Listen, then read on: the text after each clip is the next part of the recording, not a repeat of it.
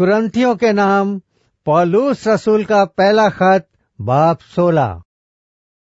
अब उस चंदे की बाबत जो मुकद्दसों के लिए किया जाता है, जैसे मैंने गलतिया की कलीसियाओं को हुक्म दिया, वैसा ही तुम भी करो।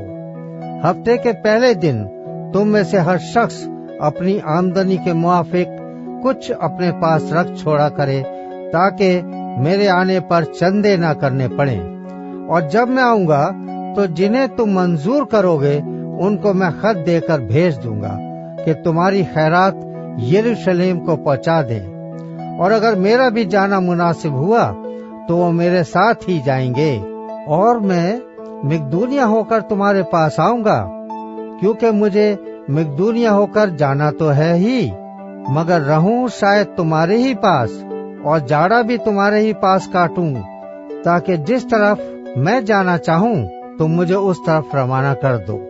क्योंकि मैं अब राह में तुमसे मुलाकात करना नहीं चाहता, बल्कि मुझे उम्मीद है कि खुदावन ने चाहा तो कुछ अरसे तुम्हारे पास रहूंगा।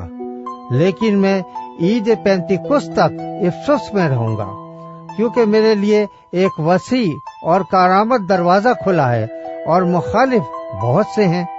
अगर तीमोथियस आ जाए तो ख्याल रखना कि वो तुम्हारे पास बेखौफ रहे, क्योंकि वो मेरी तरह खुदावंद का काम करता है।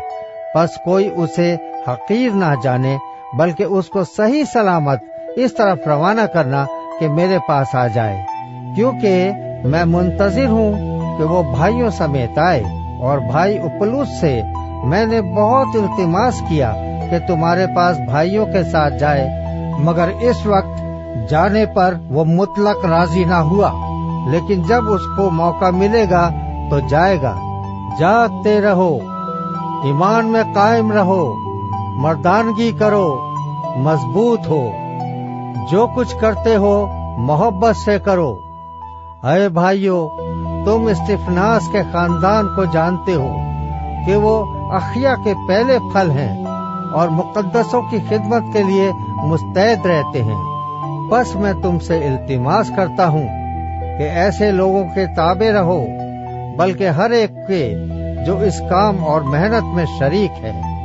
और मैं स्तिफनास और फर्तुनातुस और अखिकुस के आने से खुश हूँ, क्योंकि जो तुमसे रह गया था उन्होंने पूरा कर दिया और उन्होंने मेरी और तुम्हारी रूह को ताजा किया। बस ऐसों को मानो।